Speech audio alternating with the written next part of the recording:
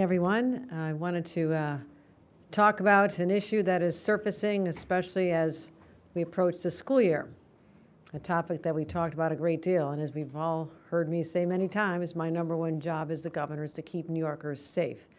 That's why today I'll be giving an update on our vaccination efforts against COVID-19.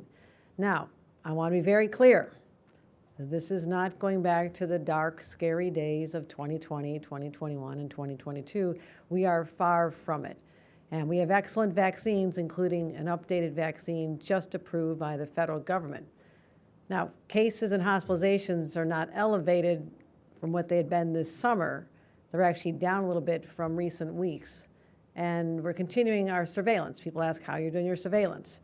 It's statewide wastewater surveillance. It also allows us to see whether there's any spikes in particular communities. And it indicates right now that cases are down from what we had seen in the summertime. You can see over there, they spiked up a little bit over summer, and now they're starting to trend down. Now that is the good news. But we have a history now. The weather changes. People start going back indoors. Kids are back in school, and they're all spreading a lot of germs. And we do tend to see when the weather changes a seasonal uptick in illnesses like flu and COVID-19. Now, they spread once it gets cold outside. People spend more time, and especially around the holidays. So the data is clear. The vaccines actually work, and it reduces infections by 57% in 18 to 49-year-olds. And it cuts doctor visits and hospital visits down by about 50%. That's all good news. Now, here's the choice people have. New Yorkers, I know you don't want to hear about this, but you can spend Thanksgiving quarantining, walking around the house with a mask on, not enjoying the holiday dinner, waiting for a nasal swab from a hospital, or you can be with your family. I want to encourage all New Yorkers, now is the time to take care of yourselves and your children. Don't wait till later. Don't get sick. There have been cases around even my office where people got sick over the summer, and it is long in duration and is really unpleasant. So all of that is avoidable, which is extraordinary. And the good news is these new federal vaccines, federally approved vaccines, are available at your pharmacy right now. And the home test kits are available. The COVID test swabs are going to be available again by mail. So people should take advantage of that. That's coming from the federal government. So in order to make sure we're doing this properly, in a couple minutes you'll see Dr. McDonald be signing another version of our standing order to make sure people can get a shot at their local pharmacies without a prescription. Again, we had to do that by an executive order, which you'll be seeing shortly. So we want this to be easy, hassle-free. Most insurance will cover the cost of the shots. And for those who are uninsured, your insurance won't cover this. We have shots for free at community health centers all over New York or our local health departments.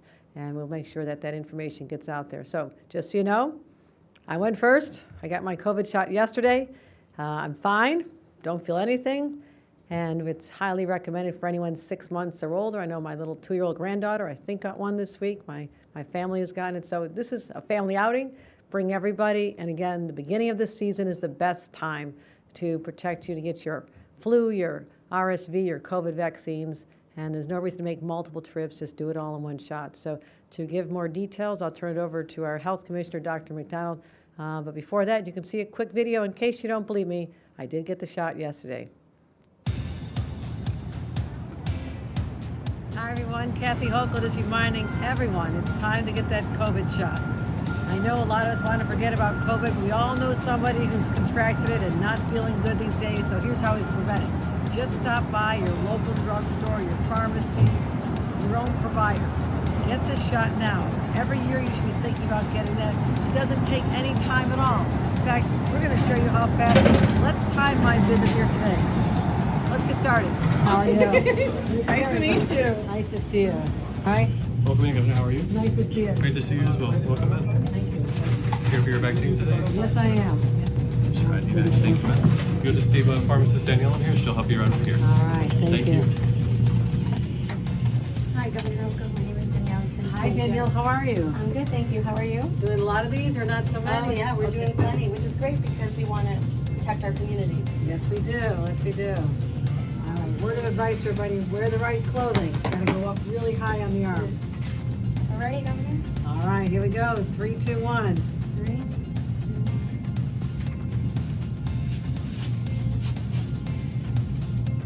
Tell me when you're gonna start. Didn't even feel it. Yeah, that took 3 minutes and 14 seconds. Thanks, everybody. Thank you so much. Thank you. Thank you. All right, quick and painless. That's the message from your governor. Everybody get out there and do it. Dr. McDonald, let's hear from you. Yeah, thank you, Governor, and good afternoon, everybody. Good to be here with you today.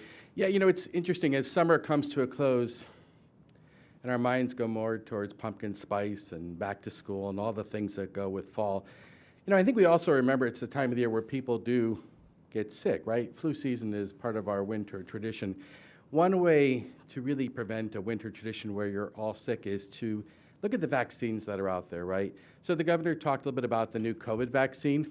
You know, the COVID vaccine by Moderna and Pfizer, it's well matched to the circulating variant. We've been living with the Omicron variant for quite some time, and the subvariants have really been, you know, all over the place. But right now, the dominant subvariant is KP2, which is the same one that's in the Moderna and Pfizer vaccine. So the vaccine looks well matched.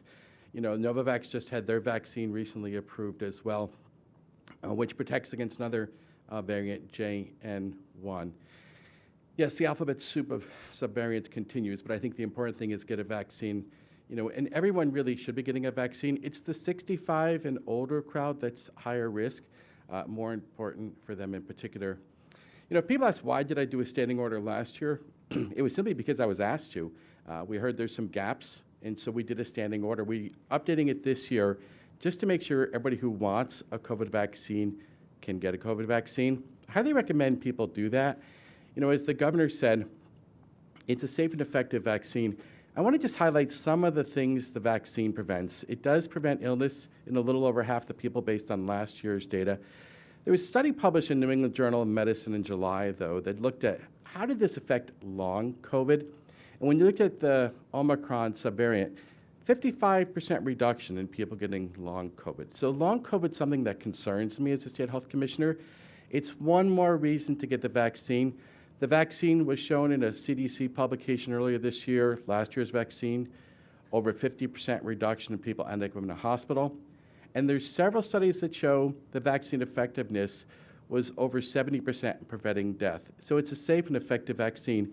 I think it's important just to have some context too, right? Like the governor said, we're nowhere near where we were when COVID was at its peak. But I do think we need to look at what happened in the last 12 months. I hope we aren't used to it, right? There was 3,500 New Yorkers who passed away related to COVID last year. I don't ever want to get used to that. There was a little over 73,000 New Yorkers who had a COVID-related hospitalization. And our vaccine numbers, at a little over 12%, really aren't that high. And I think we need to look in the mirror and say, regardless of what we've heard or what we've thought, if you haven't thought about a COVID vaccine recently, I highly encourage people to do that. I'm your state's doctor. I'm interested in protecting you. There's 20 million of you. I worry about some of you more than others. But when I get a chance to share my advice with you, I would like to, which is I highly recommend you look at that COVID vaccine. Thank you so much. All right. Commissioner McDonald, let's sign the standing order. Stills down. All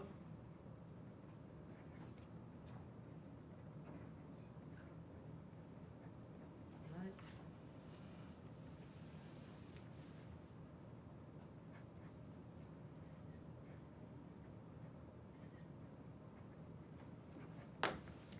All right.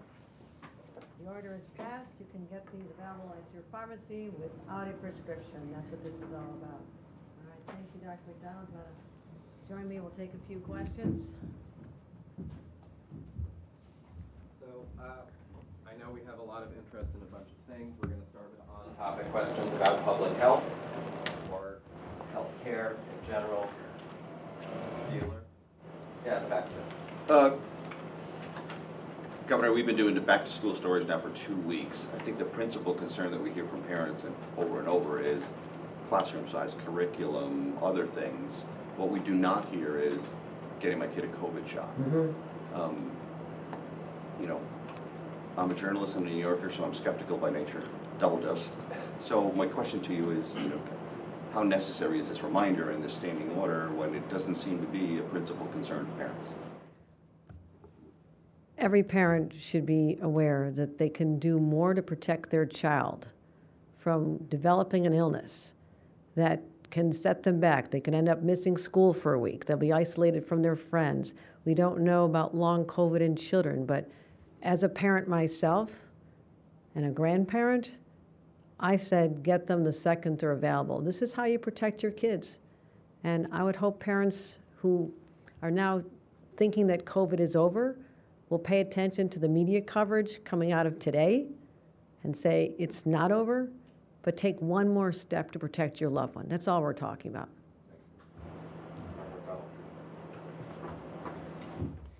I think your question is exactly why this is such an important issue, though, quite frankly.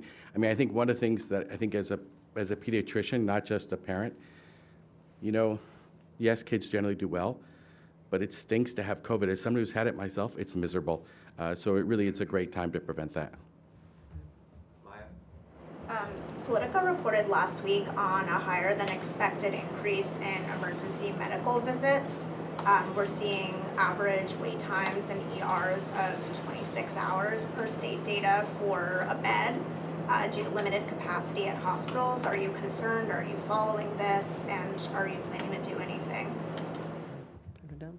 Yeah, so I'm concerned about this. I think one of the things you see is we have a healthcare worker shortage in New York. It's no secret. There's a lot of things we're doing in the 1115 waiver through the workforce innovation organizations, the three, to really bring more people into healthcare and to help more people have an interest, not just in healthcare, but succeeding as nurses and doctors. There's other things we're doing in the diversity and medicine program to get more people into healthcare who are coming from underrepresented communities. One of the things we need to look at, though, is it would be really swell if the legislature would come alongside us and help us with expanding scope of practice in New York. We're the only state in the country that doesn't have a medical system give a vaccine. There's 41 states that thought a nurse licensure compact was a great idea. New York hasn't signed up yet. We've asked nicely. There's 40 states who have the interstate physician licensure compact. New York isn't one of them yet. When you look at nursing homes, what the nursing homes are telling me, they'd like certified medication aides to be able to give medicine like occurs in 37 other states.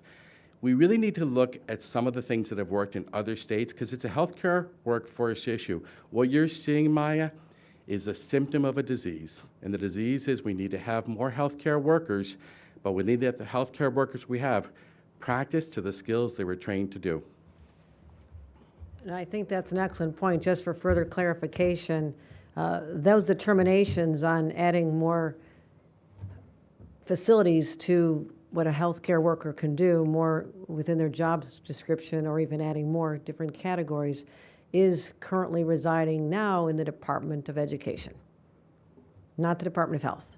We raised this last year as an area we'd like to see a change because I trust Dr. McDonald to understand the scale that you're talking about here because this is what his responsibility is. So it's something we can talk to the legislature once again as they see the data that shows we do have a healthcare crisis. The 1115 waiver he referenced, we just announced with SEIU last week or so, about $650 million will be allocated to improve education and take people from entry-level healthcare positions up through the ranks and get more professionals skilled to do these jobs. But I also do believe that there are activities like administration of a vaccine, which could be done with someone with less credentials as they are in other states. We're just asking for some parity with what other states are doing to help us deal with this shortage of workers. Last one, Vern, on topic. And if the health commissioner could just run some numbers over, what is the current vaccination rate in New York City compared to the rest of the state, and how does that compare, I guess, to last year? Yeah, so the vaccine just came out, so I can't give you numbers on what's happening right now, which I know. Maybe not with the new Right. vaccine, but what is the current rate? It's about 12%, and that's low. You know, when you look at nursing homes, we got to as high as 40%, and that's low. You know, I think one of the things we're seeing is the pandemic was a population trauma for everyone. Everyone had a hard time with this. I think there's nothing wrong with owning that and quite frankly saying, how do we move forward? As your doctor, what I'm trying to do is help you stay well, keep you out of a hospital, have you, quite frankly, risk less and live well. You know, the vaccine is the best thing I have to protect you from ending up in a hospital or worse, and also protecting you against long COVID. And I think this is one of those things where put your politics aside, look at your personal health. If you have a question, ask your doctor, ask your Department of Health, ask your local health department. We have objective, honest information. We're happy to answer questions for you, but it's in your best interest to get the vaccine. Why do you think people have stopped getting the vaccine or stopped getting boosted? I think there's a lot of reasons. One of the biggest reasons, though, is I don't think people think it's a serious disease. But quite frankly, I think this is sort of the trauma. We somehow became used to 3,500 plus deaths in New York. I'm not comfortable getting used to that. We somehow got used to over 73,000 people ending up in a hospital from COVID. I don't ever want to be used to that. And I think you think that people just don't think it's that severe disease. The other thing that I think people don't, it wasn't developed the same way as every other vaccine was. That's just a lie. It was developed the same way every other vaccine was developed.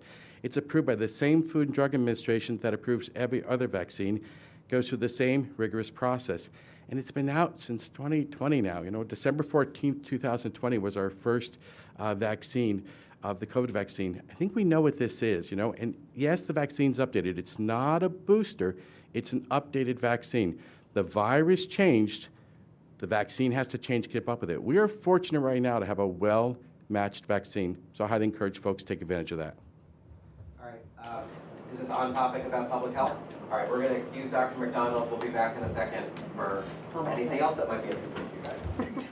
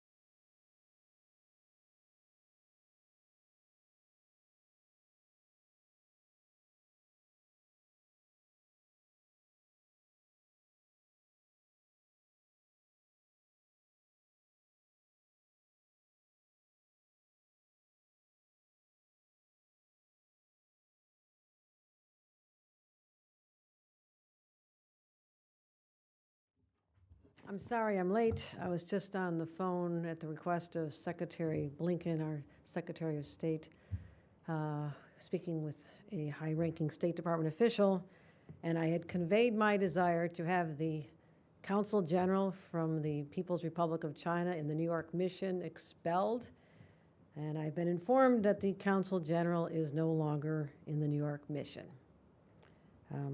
I also requested the State Department to take appropriate action in response to the dangerous and outrageous actions taken by the People's Republic of China, and they are involved. Happy to take any questions. Let's start with Melissa. Governor Hochul, hi.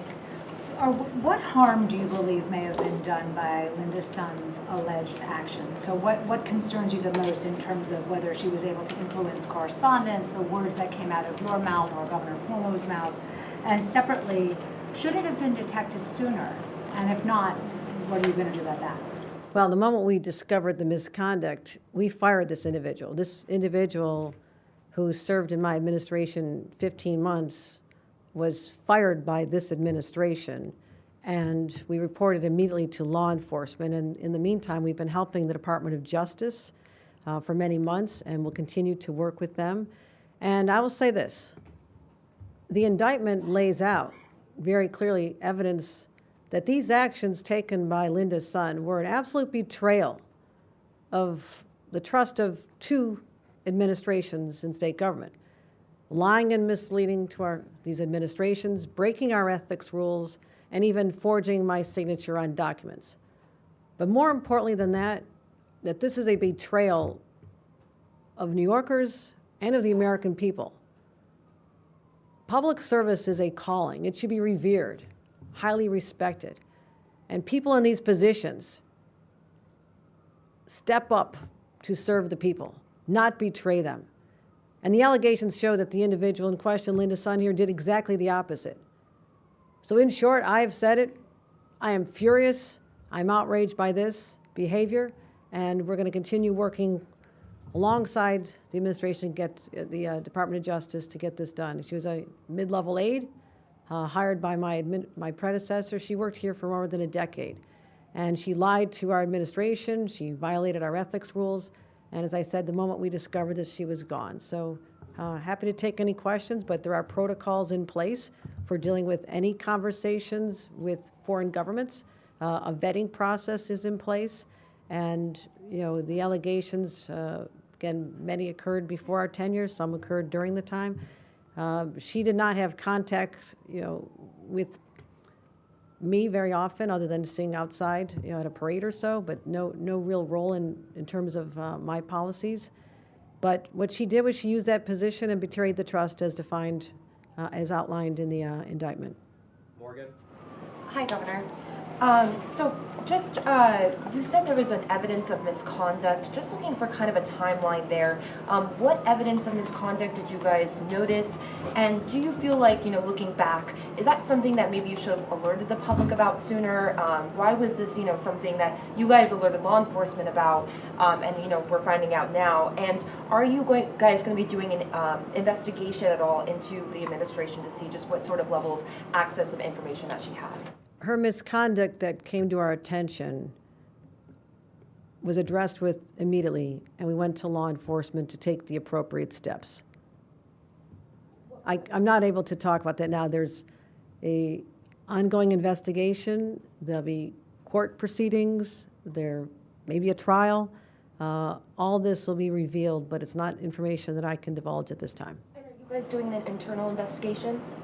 We are working hard and have been for many, many months to ensure that there is integrity in everything we do, including anytime anyone in my administration has a conversation with a representative from a foreign government, that there are a number of levels of vetting associated with that. So there's a number of eyes on this. What is the purpose? And we'll be focusing on that as well, and always looking to improve, no doubt about it.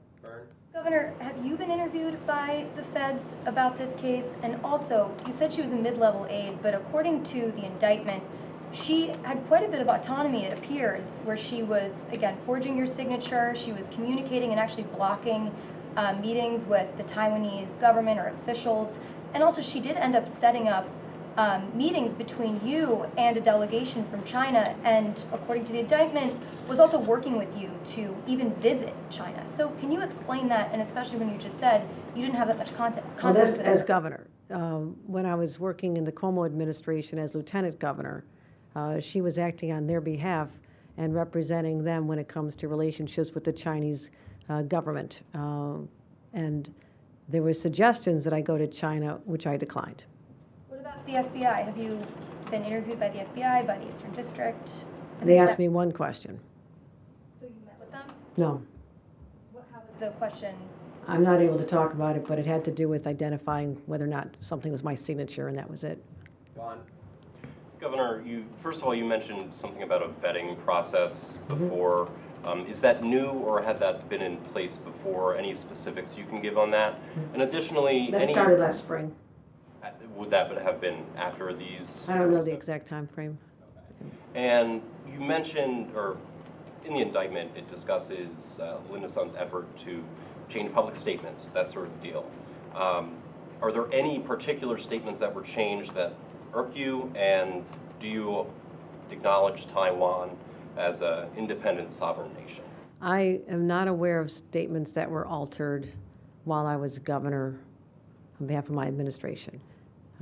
There's references to proclamations, for example, issuing proclamations without approval from the administration. That's wildly inappropriate. No one should be doing that. And that is the scope of what I understand it to be. On Taiwan, do you acknowledge Taiwan as an independent sovereign nation? I support the Biden administration when it comes to a representation of our foreign interests. I'm not going to intercede in that. I support what the Biden administration does. Ben?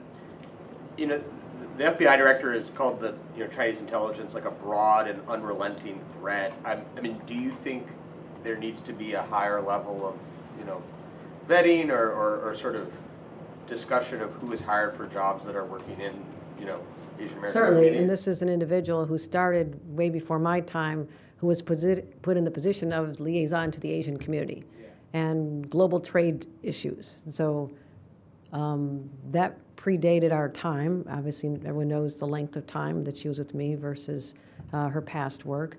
But the bottom line is that we all must be vigilant, and every level of government must be vigilant to protect our interests. And that is why my conversation with the State Department was strong and said these were potentially dangerous activities. Again, her access to information was fairly limited, and we're talking about more correspondence and invitations and information like that.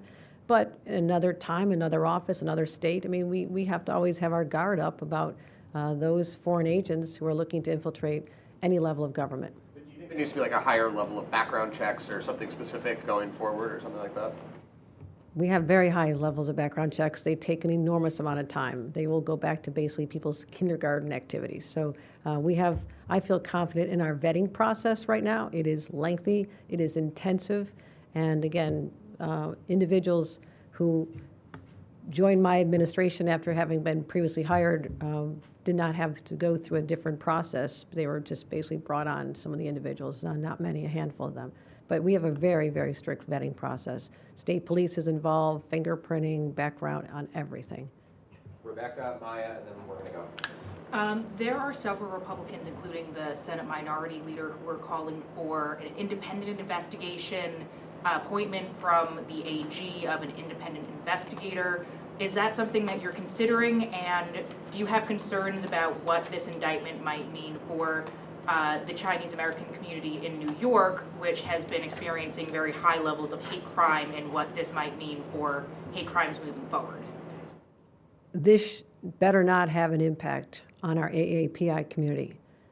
We are proud of our diversity. I participate with this community.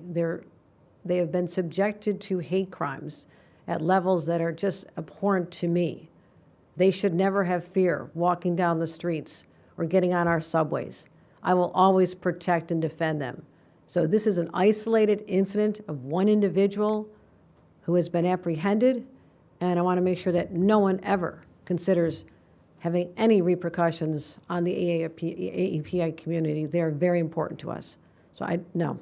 And regarding the calls for independent investigations, appointment of a special prosecutor, that some Republicans in the state are calling for bipartisan independent investigations. Is that something that you're considering, or have you spoken with anyone about that prospect? I would, obviously this arrest occurred yesterday, just a little over 24 hours ago. Also, I believe that there was a very thorough investigation done by the Eastern District of New York. I mean, the detail, the length of their indictment is quite voluminous and impressive of what they're able to glean from this individual's activities and her relationship to the People's Republic of China.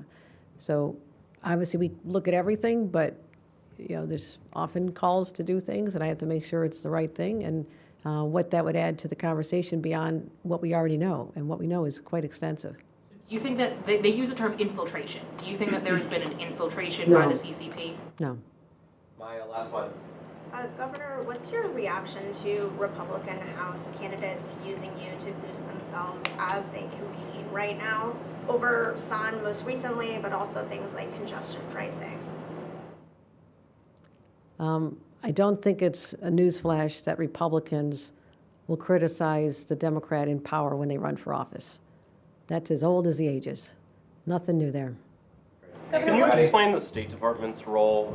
Your communications, you mentioned something off the top about communicating with Secretary Blinken. Can you explain how that went down today? Right. When we first became aware of this, we were deciding what actions we want to see. My first instinct was to have the Consul General no longer in that position. And so we reached out to the White House.